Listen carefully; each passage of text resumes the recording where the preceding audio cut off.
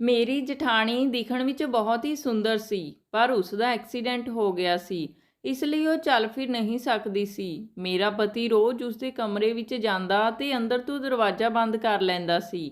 ਇੱਕ ਦਿਨ ਮੇਰੀ ਜਠਾਣੀ ਹਸਪਤਾਲ ਗਈ ਹੋਈ ਸੀ ਤਾਂ ਮੈਂ ਉਸ ਦੇ ਕਮਰੇ ਵਿੱਚ ਲੁਕਾ ਕੇ ਕੈਮਰਾ ਲਗਾ ਦਿੱਤਾ। ਦੂਜੇ ਦਿਨ ਜਦ ਮੈਂ ਆਪਣੇ ਮੋਬਾਈਲ ਵਿੱਚ ਦੇਖਿਆ ਤਾਂ ਉਹ ਦ੍ਰਿਸ਼ ਦੇਖ ਕੇ ਮੇਰੇ ਪੈਰਾਂ ਥੱਲਿਓਂ ਜ਼ਮੀਨ ਨਿਕਲ ਗਈ।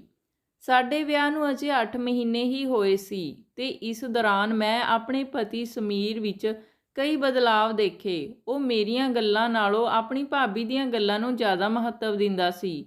ਇਸ ਗੱਲ ਦਾ ਮੈਨੂੰ ਬਹੁਤ ਬੁਰਾ ਲੱਗਦਾ ਸੀ। ਛੋਟੀ ਛੋਟੀ ਗੱਲ ਵੀ ਉਹ ਆਪਣੀ ਭਾਬੀ ਨੂੰ ਦੱਸਦਾ ਤੇ ਮੇਰੀ ਵੱਡੀ ਤੋਂ ਵੱਡੀ ਪਰੇਸ਼ਾਨੀ ਨੂੰ ਵੀ ਅਣਦੇਖਿਆ ਕਰ ਦਿੰਦਾ ਸੀ। ਪਹਿਲਾਂ ਤਾਂ ਮੈਨੂੰ ਲੱਗਿਆ ਕਿ 12 ਸਾਲ ਪੁਰਾਣੇ ਰਿਸ਼ਤੇ ਦਾ ਮੋਹ ਆਉਂਦਾ ਹੀ ਹੈ, ਪਰ ਸ਼ਾਇਦ ਪਤਨੀ ਆਉਣ ਨਾਲ ਕੁਝ ਘੱਟ ਹੋ ਜਾਵੇ, ਪਰ ਅਜਿਹਾ ਕੁਝ ਨਹੀਂ ਹੋਇਆ। ਹੁਣ ਤਾਂ ਮੈਨੂੰ ਉਹਨਾਂ ਉੱਤੇ ਸ਼ੱਕ ਹੋਣ ਲੱਗਿਆ ਸੀ। ਮੇਰੀ ਜਠਾਣੀ ਇੰਨੀ ਸੋਹਣੀ ਸੀ ਕਿ ਕੋਈ ਵੀ ਉਸ ਨੂੰ ਦੇਖ ਕੇ ਉਸ ਦੇ ਪਿਆਰ ਵਿੱਚ ਪੈ ਸਕਦਾ ਸੀ। ਇੱਕ ਦਿਨ ਜਦ ਮੈਂ ਸਵੇਰੇ ਉੱਠੀ ਤਾਂ ਦੇਖਿਆ ਕਿ ਮੇਰਾ ਪਤੀ ਆਪਣੀ ਭਾਬੀ ਦੇ ਕਮਰੇ ਵਿੱਚੋਂ ਬਾਹਰ ਆ ਰਿਹਾ ਸੀ ਤੇ ਮੈਨੂੰ ਦੇਖ ਕੇ ਡਰ ਜਿਹਾ ਗਿਆ ਤੇ ਸਿੱਧਾ ਬਾਥਰੂਮ ਵਿੱਚ ਚਲਾ ਗਿਆ। ਹੁਣ ਮੇਰੇ ਤੋਂ ਰਿਹਾ ਨਾ ਗਿਆ। ਜਦ ਉਹ ਬਾਹਰ ਆਏ ਤਾਂ ਮੈਂ ਗੁੱਸੇ ਨਾਲ ਉਸ ਨੂੰ ਬੋਲੀ ਕਿ ਜਦ ਤੁਸੀਂ ਆਪਣੀ ਭਾਬੀ ਨਾਲ ਹੀ ਇਹ ਸਭ ਕਰਨਾ ਸੀ ਤਾਂ ਮੇਰੇ ਨਾਲ ਵਿਆਹ ਕਿਉਂ ਕੀਤਾ ਸੀ। ਇੰਨਾ ਸੁਣਦੇ ਹੀ ਉਸਨੇ ਮੇਰੇ ਇੱਕ ਜ਼ੋਰਦਾਰ ਥੱਪੜ ਮਾਰਿਆ ਤੇ ਕਹਿਣ ਲੱਗਿਆ, ਅੱਜ ਤੋਂ ਬਾਅਦ ਜੇ ਭਾਬੀ ਦੇ ਬਾਰੇ ਇੱਕ ਵੀ ਸ਼ਬਦ ਹੋਰ ਬੋਲਿਆ ਤਾਂ ਮੈਥੋਂ ਬੁਰਾ ਕੋਈ ਨਹੀਂ ਹੋਵੇਗਾ। ਮੈਂ ਆਪਣੇ ਕਮਰੇ ਵਿੱਚ ਰੋਂਦੀ ਰਹੀ ਤੇ ਉਹ ਮੈਨੂੰ ਬਿਨਾਂ ਕੁਝ ਕਹੇ ਹੀ ਬਿਨਾਂ ਕੁਝ ਖਾਧੇ ਆਪਣੇ ਆਫਿਸ ਲਈ ਨਿਕਲ ਗਏ। ਪਰ ਮੈਥੋਂ ਹੁਣ ਹੋਰ ਬਰਦਾਸ਼ਤ ਨਹੀਂ ਹੋ ਰਿਹਾ ਸੀ। ਮੈਂ ਆਪਣਾ ਸਮਾਨ ਪੈਕ ਕੀਤਾ ਤੇ ਆਪਣੇ ਪੇਕੇ ਚਲੇ ਗਈ। ਮੇਰੀ ਜਠਾਣੀ ਨੇ ਮੈਨੂੰ ਜਾਂਦੀ ਨੂੰ ਪੁੱਛਿਆ ਕਿ ਕੀ ਹੋਇਆ, ਕਿੱਥੇ ਜਾ ਰਹੀ ਆਂ, ਪਰ ਮੈਂ ਕੋਈ ਜਵਾਬ ਨਹੀਂ ਦਿੱਤਾ। ਸਮੀਰ ਵੀ ਫੋਨ ਤੇ ਫੋਨ ਕਰੀ ਜਾ ਰਿਹਾ ਸੀ, ਪਰ ਮੈਂ ਉਸ ਦਾ ਫੋਨ ਵੀ ਨਹੀਂ ਚੁੱਕਿਆ ਅਤੇ ਘਰ ਆਉਂਦੇ ਹੀ ਮੈਂ ਆਪਣਾ ਫੋਨ ਸਵਿਚ ਆਫ ਕਰ ਦਿੱਤਾ ਸੀ ਤੇ ਮਾਂ ਨੂੰ ਸਭ ਕੁਝ ਸਾਫ਼-ਸਾਫ਼ ਦੱਸ ਦਿੱਤਾ। ਮਾਂ ਵੀ ਕਹਿਣ ਲੱਗੀ ਕਿ ਸੁਨੀਤਾ, ਤੂੰ ਬਿਲਕੁਲ ਠੀਕ ਕੀਤਾ ਹੈ। ਹੁਣ ਤੂੰ ਉਸ ਘਰ ਵਿੱਚ ਕਦਮ ਤਾਂ ਰੱਖੇਂਗੀ ਜਦ ਸਮੀਰ ਉਸ ਚੜੇਲ ਤੋਂ ਅਲੱਗ ਹੋ ਕੇ ਤੇਰੇ ਨਾਲ ਰਹਿਣ ਲਈ ਤਿਆਰ ਹੋਵੇਗਾ। ਹੋਰ ਕਿਸੇ ਚੀਜ਼ ਦੀ ਕਮੀ ਹੈ ਸਮੀਰ ਦੇ ਘਰ ਵਿੱਚ? ਮੇਰੀ ਛੋਟੀ ਭੈਣ ਸੀਆ ਮੈਨੂੰ ਪੁੱਛਣ ਲੱਗੀ। ਉਸ ਦੇ ਵਿਆਹ ਨੂੰ ਵੀ 3 ਮਹੀਨੇ ਰਹਿ ਗਏ ਸਨ। ਮੈਨੂੰ ਦੇਖ ਕੇ ਉਸ ਨੂੰ ਸਸੁਰਾਲ ਦੇ ਨਾਮ ਤੋਂ ਡਰ ਲੱਗਣ ਲੱਗਾ ਸੀ। ਅਸੀਂ ਸਾਰੇ ਖਾਣਾ ਖਾਣ ਬੈਠ ਗਏ। ਮੈਂ ਆਪਣਾ ਫੋਨ ਜਿਵੇਂ ਹੀ ਔਨ ਕੀਤਾ, ਸਮੀਰ ਦਾ ਫੋਨ ਫਿਰ ਤੋਂ ਆਉਣ ਲੱਗਿਆ, ਪਰ ਮੈਂ ਉਸ ਦਾ ਫੋਨ ਨਹੀਂ ਚੁੱਕਿਆ। ਖਾਣਾ ਖਾਣ ਤੋਂ ਬਾਅਦ ਮੈਂ ਆਪਣੇ ਕਮਰੇ ਵਿੱਚ ਆ ਗਈ। ਫਿਰ ਤੋਂ ਸਮੀਰ ਦਾ ਫੋਨ ਵੱਜਿਆ। ਜਦ ਮੈਂ ਫੋਨ ਚੁੱਕਿਆ ਤਾਂ ਕਹਿਣ ਲੱਗਿਆ, ਸੁਨੀਤਾ ਧਿਆਨ ਰੱਖੀ, ਤੂੰ ਆਪਣੀ ਮਰਜ਼ੀ ਨਾਲ ਗਈਆਂ ਤਾਂ ਆਵੇਂਗੀ ਵੀ ਆਪਣੀ ਮਰਜ਼ੀ ਨਾਲ। ਮੈਂ ਤੈਨੂੰ ਲੈਣ ਨਹੀਂ ਆਵਾਂਗਾ। ਮੈਨੂੰ ਵੈਸੇ ਵੀ ਬਹੁਤ ਗੁੱਸਾ ਆ ਰਿਹਾ ਸੀ। ਮੈਂ ਉਸ ਨੂੰ ਕਿਹਾ ਕਿ ਤੁਸੀਂ ਮੈਨੂੰ ਲੈਣ ਕਿਉਂ ਆਓਗੇ? ਤੁਹਾਨੂੰ ਮੇਰੀ ਜ਼ਰੂਰਤ ਹੀ ਕੀ ਹੈ? ਤੇਰੀ ਭਾਬੀ ਹੈ ਤਾਂ ਸਹੀ, ਕਰੋ ਹੁਣ ਦੋਨੋਂ ਮਜ਼ੇ। ਮੈਂ ਤਾਂ ਹੁਣ ਉਸ ਘਰ ਵਿੱਚ ਕਦਮ ਵੀ ਨਹੀਂ ਰੱਖਾਂਗੀ। ਇਸ ਗੱਲ ਨੂੰ 2 ਮਹੀਨੇ ਤੋਂ ਵੀ ਵੱਧ ਦਾ ਸਮਾਂ ਬੀਤ ਚੁੱਕਾ ਸੀ। ਮੈਂ ਸਮੀਰ ਦੀ ਰਾਹ ਦੇਖਦੀ ਸੀ, ਪਰ ਉਹ ਮੈਨੂੰ ਲੈਣ ਨਹੀਂ ਆਇਆ। ਉਹ ਆਉਂਦਾ ਵੀ ਕਿਉਂ?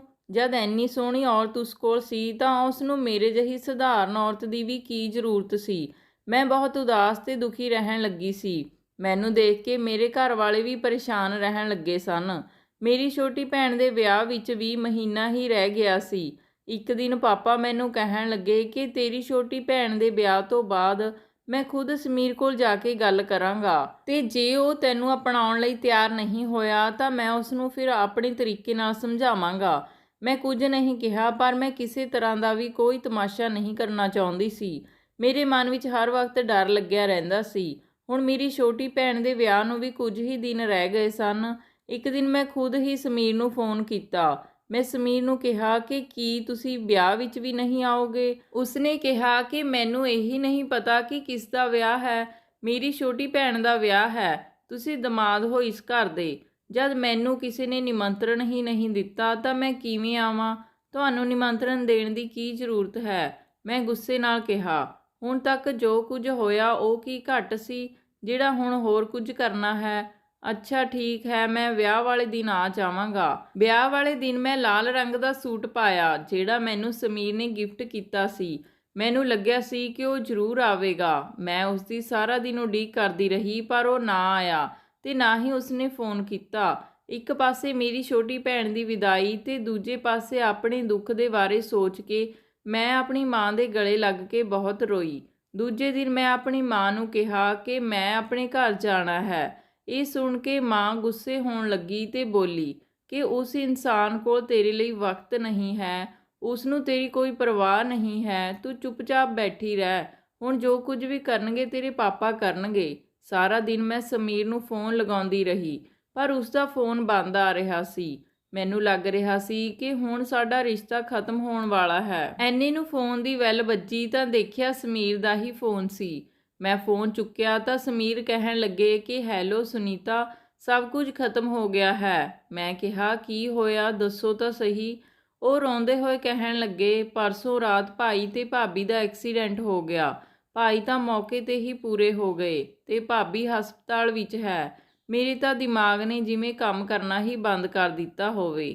ਮੈਂ ਇਹ ਸਭ ਆਪਣੇ ਘਰਦਿਆਂ ਨੂੰ ਦੱਸਿਆ ਤਾਂ ਸਭ ਆਪਣੇ ਗੁੱਸੇ ਨੂੰ ਇੱਕ ਪਾਸੇ ਰੱਖ ਕੇ ਮੇਰੇ ਨਾਲ ਹਸਪਤਾਲ ਪਹੁੰਚ ਗਏ। ਮੇਰੀ ਜਠਾਣੀ ਦੀ ਹਾਲਤ ਬਹੁਤ ਖਰਾਬ ਸੀ। ਮੇਰੀ ਜਠਾਣੀ ਕੋਮਾ ਵਿੱਚ ਚਲੇ ਗਈ ਸੀ। ਕਈ ਦਿਨਾਂ ਤੋਂ ਉਸ ਦਾ ਇਲਾਜ ਚੱਲ ਰਿਹਾ ਸੀ ਤੇ ਉਸ ਦੀ ਸੇਵਾ ਲਈ ਮੈਂ ਹਸਪਤਾਲ ਵਿੱਚ ਹੀ ਰੁਕ ਗਈ ਸੀ। ਇਹ ਸਭ ਦੇਖ ਕੇ ਸਮੀਰ ਵਿੱਚ ਬਦਲਾਅ ਦਿਖਣ ਲੱਗਿਆ ਸੀ। ਉਹ ਹੁਣ ਮੈਨੂੰ ਫਿਰ ਤੋਂ ਪਿਆਰ ਕਰਨ ਲੱਗ ਪਿਆ ਸੀ। 1 ਮਹੀਨੇ ਬਾਅਦ ਭਾਬੀ ਨੂੰ ਹਸਪਤਾਲ ਵਿੱਚੋਂ ਡਿਸਚਾਰਜ ਕੀਤਾ ਗਿਆ। ਹੁਣ ਉਹਨਾਂ ਦੀ ਹਾਲਤ ਵਿੱਚ ਕੁਝ ਸੁਧਾਰ ਹੋ ਗਿਆ ਸੀ, ਪਰ ਉਹ ਅਜੇ ਬੋਲਣ ਦੀ ਸਥਿਤੀ ਵਿੱਚ ਨਹੀਂ ਸੀ। ਉਸ ਨੂੰ ਆਪਣੇ ਪਤੀ ਦੀ ਮੌਤ ਦੇ ਬਾਰੇ ਵੀ ਪਤਾ ਚੱਲ ਗਿਆ ਸੀ। ਜਠਾਣੀ ਦੇ ਪੇਕਿਆਂ ਵਿੱਚ ਕੋਈ ਵੀ ਨਹੀਂ ਸੀ, ਇਸ ਲਈ ਘਰ ਵੀ ਮੈਨੂੰ ਹੀ ਉਸ ਦੀ ਸੇਵਾ ਕਰਨੀ ਪੈਂਦੀ ਸੀ। ਇਸੇ ਦੌਰਾਨ ਮੈਨੂੰ ਪਤਾ ਚੱਲਿਆ ਕਿ ਮੈਂ ਪ੍ਰੈਗਨੈਂਟ ਹਾਂ। ਜਦ ਇਹ ਗੱਲ ਮੈਂ ਸਮੀਰ ਨੂੰ ਦੱਸੀ ਤਾਂ ਉਹ ਬਹੁਤ ਖੁਸ਼ ਹੋਏ ਤੇ ਜਾ ਕੇ ਆਪਣੀ ਭਾਬੀ ਦੇ ਹੱਥਾਂ ਨੂੰ ਚੁੰਮਣ ਲੱਗੇ। ਉਹ ਕੁਝ ਬੋਲ ਤਾਂ ਨਹੀਂ ਸਕਦੀ ਸੀ। ਇਸ ਤਰ੍ਹਾਂ ਲੱਗਿਆ ਕਿ ਉਹ ਥੋੜਾ ਜਿਹਾ ਮੁਸਕਰਾਈ।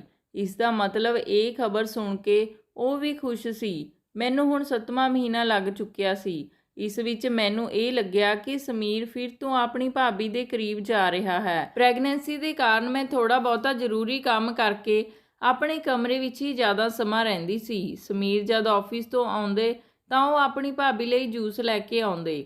ਮੈਂ ਖੁਦ ਆਪਣੀ ਜਠਾਣੀ ਨੂੰ ਜੂਸ ਪਿਲਾ ਕੇ ਆਪਣੇ ਕਮਰੇ ਵਿੱਚ ਆਉਂਦੀ ਤੇ ਫਿਰ ਅਸੀਂ ਦੋਨੋਂ ਖਾਣਾ ਖਾਂਦੇ। ਮੈਂ ਸਵੇਰੇ ਦੇਰ ਨਾਲ ਉੱਠਦੀ ਤਾਂ ਸਮੀਰ ਮੇਰੇ ਉੱਠਣ ਤੋਂ ਪਹਿਲਾਂ ਹੀ ਨਾਸ਼ਤਾ ਤਿਆਰ ਕਰ ਲੈਂਦੇ ਸਨ। ਮੇਰੇ ਨਾਲ ਨਾਸ਼ਤਾ ਕਰਕੇ ਉਹ ਆਫਿਸ ਲਈ ਨਿਕਲ ਜਾਂਦੇ। ਇੱਕ ਦਿਨ ਮੇਰੇ ਪੇਟ ਵਿੱਚ ਥੋੜਾ ਦਰਦ ਹੋ ਰਿਹਾ ਸੀ, ਇਸ ਲਈ ਮੇਰੀ ਜਲਦੀ ਅੱਖ ਖੁੱਲ੍ਹ ਗਈ। ਸਮੀਰ ਨੂੰ ਲੱਗਿਆ ਕਿ ਮੈਂ ਸੋ ਰਹੀ ਹਾਂ, ਇਸ ਲਈ ਉਹ ਚੁੱਪਚਾਪ ਕਮਰੇ ਵਿੱਚੋਂ ਨਿਕਲ ਗਏ। ਉਸ ਦੇ ਕਮਰੇ ਵਿੱਚੋਂ ਜਾਣ ਤੋਂ ਬਾਅਦ ਜਦ ਮੈਂ ਵੀ ਬਾਹਰ ਜਾਣ ਲੱਗੀ ਤਾਂ ਦੇਖਿਆ ਕਿ ਉਹ ਆਪਣੀ ਭਾਬੀ ਦੇ ਕਮਰੇ ਵਿੱਚ ਜਾ ਰਿਹਾ ਸੀ ਤੇ ਫਿਰ ਉਸ ਨੇ ਅੰਦਰ ਤੋਂ ਦਰਵਾਜ਼ਾ ਬੰਦ ਕਰ ਲਿਆ। ਇਹ ਦੇਖ ਕੇ ਮੈਨੂੰ ਬੜੀ ਹੈਰਾਨੀ ਹੋਈ। ਮੈਂ ਕਾਫੀ ਦੇਰ ਤੱਕ ਉੱਥੇ ਹੀ ਖੜੀ ਰਹੀ, ਫਿਰ ਆ ਕੇ ਆਪਣੇ ਕਮਰੇ ਵਿੱਚ ਲੇਟ ਗਈ। ਸਮੀਰ ਦਾ ਇਹ ਪਾਗਲਪਨ ਮੇਰੀ ਸਮਝ ਤੋਂ ਪਰੇ ਸੀ। ਪਹਿਲਾਂ ਤਾਂ ਮੇਰੀ ਜਠਾਣੀ ਠੀਕ ਠਾਕ ਸੀ, ਪਰ ਹੁਣ ਤਾਂ ਉਹ ਇੱਕ ਅਪਾਹਜ ਦੀ ਤਰ੍ਹਾਂ ਬੈੱਡ ਤੇ ਪਈ ਸੀ। ਫਿਰ ਸਮੀਰ ਅੰਦਰ ਕਮਰੇ ਵਿੱਚ ਉਸ ਦੇ ਨਾਲ ਕੀ ਕਰਦਾ ਸੀ? ਕਿਤੇ ਐਵੇਂ ਤਾਂ ਨਹੀਂ ਕਿ ਉਹ ਪੂਰੀ ਤਰ੍ਹਾਂ ਨਾਲ ਠੀਕ ਹੋ ਗਈ ਹੋਵੇ ਤੇ ਬਿਮਾਰ ਹੋਣ ਦਾ ਨਾਟਕ ਕਰ ਰਹੀ ਹੋਵੇ ਤਾਂ ਕਿ ਇਹਨਾਂ ਦੋਨਾਂ ਦਾ ਸੱਚ ਮੇਰੇ ਸਾਹਮਣੇ ਨਾ ਆ ਜਾਵੇ। ਅੱਗੇ ਦੇ ਕਈ ਦਿਨ ਮੈਂ ਠੀਕ ਤਰ੍ਹਾਂ ਨਾਲ ਸੌਂ ਵੀ ਨਹੀਂ ਸਕੀ ਸੀ। ਹੁਣ ਮੈਂ ਰੋਜ਼ ਉਸ ਨੂੰ ਆਪਣੀ ਭਾਬੀ ਦੇ ਕਮਰੇ ਵਿੱਚ ਜਾਂਦੇ ਦੇਖਦੀ। ਮੇਰੇ ਗਹਿਰੀ ਨੀਂਦ ਵਿੱਚ ਸੌ ਜਾਣ ਤੋਂ ਬਾਅਦ ਉਹ ਆਪਣੀ ਭਾਬੀ ਦੇ ਕਮਰੇ ਵਿੱਚ ਜਾਂਦਾ ਤੇ ਅੱਧੇ ਘੰਟੇ ਬਾਅਦ ਵਾਪਸ ਆ ਕੇ ਮੇਰੇ ਕੋਲ ਬੈੱਡ ਤੇ ਲੇਟ ਜਾਂਦਾ। ਮੇਰੀ ਡਿਲੀਵਰੀ ਹੋਣ ਵਿੱਚ ਕੁਝ ਹੀ ਦਿਨ ਬਾਕੀ ਸਨ। ਮੈਂ ਹੁਣ ਸੋਚ ਲਿਆ ਸੀ ਕਿ ਮੈਂ ਹੁਣ ਇਹਨਾਂ ਦੀ ਰਾਸ ਲੀਲਾ ਜ਼ਿਆਦਾ ਦੇਰ ਤੱਕ ਸਹਿਣ ਨਹੀਂ ਕਰ ਸਕਦੀ।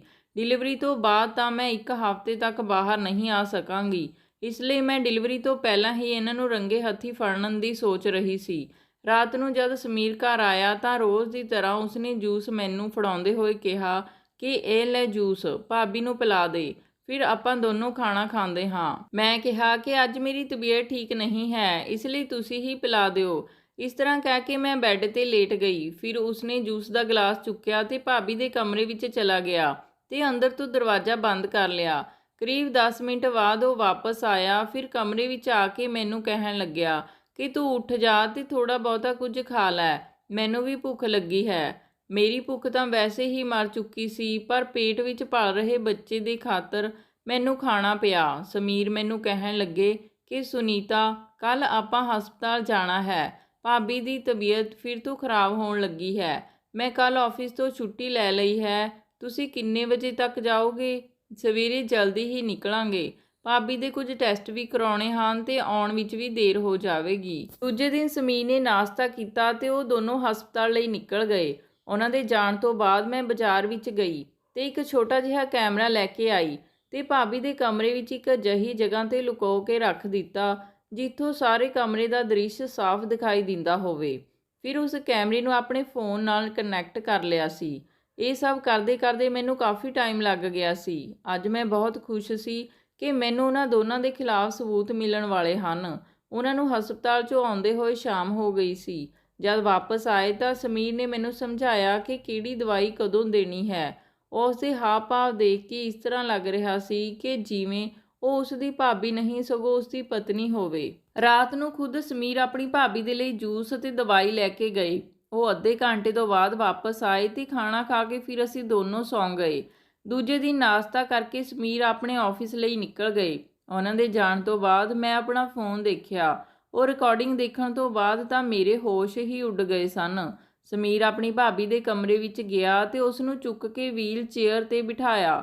ਬੈੱਡ ਤੋਂ ਗੰਦੀ ਚਾਦਰ ਹਟਾ ਕੇ ਉਸ ਉੱਤੇ ਸਾਫ਼ ਸੁਥਰੀ ਚਾਦਰ ਵਿਛਾਈ।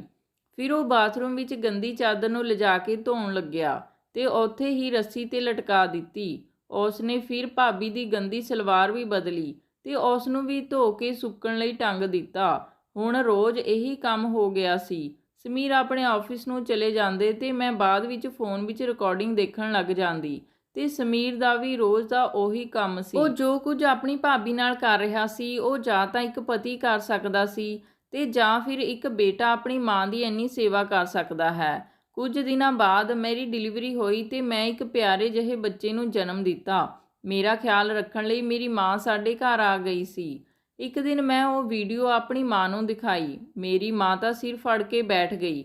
ਉਹ ਮੈਨੂੰ ਕਹਿਣ ਲੱਗੀ ਕਿ ਤੂੰ ਤਾਂ ਬਹੁਤ ਭੋਲੀ ਆ, ਇਹ ਸਭ ਤਾਂ ਇੱਕ ਪਤੀ ਹੀ ਕਰ ਸਕਦਾ ਹੈ। ਮੇਰੀ ਬੇਟੀ ਹੁਣ 1 ਮਹੀਨੇ ਦੀ ਹੋ ਗਈ ਸੀ। ਕੁਝ ਦਿਨਾਂ ਬਾਅਦ ਮੇਰੀ ਮਾਂ ਆਪਣੇ ਘਰ ਵਾਪਸ ਚਲੇ ਗਈ ਤੇ ਉਹ ਮੈਨੂੰ ਵੀ ਆਪਣੇ ਨਾਲ ਲੈ ਜਾਣ ਦੀ ਜਿੱਦ ਕਰਨ ਲੱਗੀ। ਉਸੇ ਦਿਨ ਮੇਰੀ ਜਠਾਣੀ ਦੀ ਤਬੀਅਤ ਬਹੁਤ ਜ਼ਿਆਦਾ ਵਿਗੜ ਗਈ ਤੇ ਦੂਜੇ ਦਿਨ ਉਸ ਦੀ ਮੌਤ ਹੋ ਗਈ। ਸਮੀਰ ਪੂਰੀ ਤਰ੍ਹਾਂ ਟੁੱਟ ਗਿਆ ਸੀ। ਇਸ ਤਰ੍ਹਾਂ ਲੱਗ ਰਿਹਾ ਸੀ ਜਿਵੇਂ ਉਸ ਨੇ ਆਪਣੀ ਸਗੀ ਮਾਂ ਹੀ ਖੋ ਦਿੱਤੀ ਹੋਵੇ। ਕੁਝ ਦਿਨਾਂ ਬਾਅਦ ਮੈਂ ਸਮੀਰ ਦਾ ਮੂਡ ਦੇਖ ਕੇ ਉਸ ਨੂੰ ਪੁੱਛਿਆ ਕਿ ਤੁਸੀਂ ਆਪਣੀ ਭਾਬੀ ਦੇ ਗੰਦੇ ਕੱਪੜੇ ਖੁਦ ਕਿਉਂ ਧੋਂਦੇ ਸੀ। ਇਹ ਸੁਣਦੇ ਹੀ ਉਹਨਾਂ ਨੇ ਮੇਰੇ ਵੱਲ ਦੇਖਿਆ ਤੇ ਕਹਿਣ ਲੱਗੇ, ਮੈਂ ਤੇ ਮੇਰੇ ਭਰਾ ਨੇ ਬਚਪਨ ਵਿੱਚ ਬਹੁਤ ਦੁੱਖ ਦੇਖੇ ਹਨ। ਬਚਪਨ ਵਿੱਚ ਹੀ ਮੇਰੀ ਮਾਂ ਦੀ ਮੌਤ ਹੋ ਗਈ ਸੀ ਤੇ ਮੇਰੇ ਪਾਪਾ ਨੇ ਦੂਜਾ ਵਿਆਹ ਕਰਵਾ ਲਿਆ ਸੀ। ਜਦ ਮੇਰੇ ਪਾਪਾ ਦੀ ਵੀ ਮੌਤ ਹੋ ਗਈ ਤਾਂ ਮੇਰੀ ਸੌਤੇਲੀ ਮਾਂ ਨੇ ਸਾਰੀ ਜਾਇਦਾਦ ਆਪਣੇ ਨਾਮ ਕਰਵਾ ਕੇ ਸਾਨੂੰ ਘਰ ਤੋਂ ਕੱਢ ਦਿੱਤਾ। ਸਾਨੂੰ ਦਰ-ਦਰ ਦੀਆਂ ਠੋਕਰਾਂ ਖਾਣੀਆਂ ਪਈਆਂ। ਮੇਰੇ ਭਰਾ ਨੇ ਮਜ਼ਦੂਰੀ ਕਰਕੇ ਮੈਨੂੰ ਪੜ੍ਹਾਇਆ। ਫਿਰ ਮੇਰੇ ਭਰਾ ਦਾ ਵਿਆਹ ਮੇਰੀ ਭਾਬੀ ਨਾਲ ਹੋ ਗਿਆ। ਉਹ ਆਪਣੇ ਮਾਂ-ਬਾਪ ਦੀ ਇਕਲੌਤੀ ਔਲਾਦ ਸੀ। ਸਾਰੀ ਜਾਇਦਾਦ ਮੇਰੀ ਭਾਬੀ ਨੂੰ ਹੀ ਆਉਂਦੀ ਸੀ। ਮੇਰੀ ਭਾਬੀ ਨੇ ਆਪਣੀ ਸਾਰੀ ਜਾਇਦਾਦ ਮੇਰੇ ਭਰਾ ਦੇ ਨਾਮ ਕਰ ਦਿੱਤੀ। ਉਹਨਾਂ ਨੇ ਮੇਰਾ ਪਾਲਣ ਪੋਸ਼ਣ ਇੱਕ ਮਾਂ ਦੀ ਤਰ੍ਹਾਂ ਕੀਤਾ। ਮੇਰੀ ਭਾਬੀ ਨੇ ਕਦੇ ਮੈਨੂੰ ਮਾਂ ਦੀ ਕਮੀ ਮਹਿਸੂਸ ਨਹੀਂ ਹੋਣ ਦਿੱਤੀ। ਕੁਝ ਸਾਲ ਪਹਿਲਾਂ ਮੈਂ ਕਾਫੀ ਬਿਮਾਰ ਹੋ ਗਿਆ ਸੀ ਤੇ 1 ਮਹੀਨਾ ਮੰਜੇ ਤੇ ਪਿਆ ਰਿਹਾ। ਉਸ ਸਮੇਂ ਮੇਰੀ ਭਾਬੀ ਨੇ ਮੇਰਾ ਬਹੁਤ ਖਿਆਲ ਰੱਖਿਆ। ਜੇ ਉਸਦੀ ਥਾਂ ਕੋਈ ਹੋਰ ਔਰਤ ਹੁੰਦੀ ਤਾਂ ਉਹ ਸ਼ਾਇਦ ਮੇਰੇ ਗੰਦੇ ਕੱਪੜਿਆਂ ਨੂੰ ਹੱਥ ਵੀ ਨਾ ਲਗਾਉਂਦੀ, ਪਰ ਮੈਂ ਉਹਨਾਂ ਦੀ ਉਨੀ ਸੇਵਾ ਨਹੀਂ ਕਰ ਸਕਿਆ ਤੇ ਉਹਨਾਂ ਨੂੰ ਬਚਾ ਨਾ ਸਕਿਆ। ਇੰਨਾ ਕਹਿ ਕੇ ਉਹ ਮੇਰੇ ਮੋਢੇ 'ਤੇ ਸਿਰ ਰੱਖ ਕੇ ਰੋਣ ਲੱਗੇ। ਉਹਨਾਂ ਨੂੰ ਦੇਖ ਕੇ ਮੈਂ ਵੀ ਰੋਣ ਲੱਗੀ ਤੇ ਮਨ ਹੀ ਮਨ ਬਹੁਤ ਸ਼ਰਮਿੰਦਾ ਹੋਈ ਕਿ ਮੈਂ ਉਹਨਾਂ ਬਾਰੇ ਕਿੰਨਾ ਗਲਤ ਸੋਚਦੀ ਰਹੀ। ਹੁਣ ਅਸੀਂ ਦੋਨੋਂ ਆਪਣੇ ਬੱਚੇ ਦੇ ਨਾਲ ਖੁਸ਼ੀ ਨਾਲ ਰਹਿ ਰਹੇ ਹਾਂ। ਤਾਂ ਦੋਸਤੋ, ਇਹ ਸੀ ਅੱਜ ਦੀ ਕਹਾਣੀ। ਜੇ ਕਹਾਣੀ ਤੁਹਾਨੂੰ ਵਧੀਆ ਲੱਗੀ ਕਮੈਂਟ ਕਰਕੇ ਜ਼ਰੂਰ ਦੱਸਿਓ ਜੀ। ਜੇ ਚੈਨਲ 'ਤੇ ਨਵੇਂ ਹੋ ਤਾਂ ਚੈਨਲ ਨੂੰ ਸਬਸਕ੍ਰਾਈਬ ਜ਼ਰੂਰ ਕਰ ਲਓ। ਧੰਨਵਾਦ ਜੀ।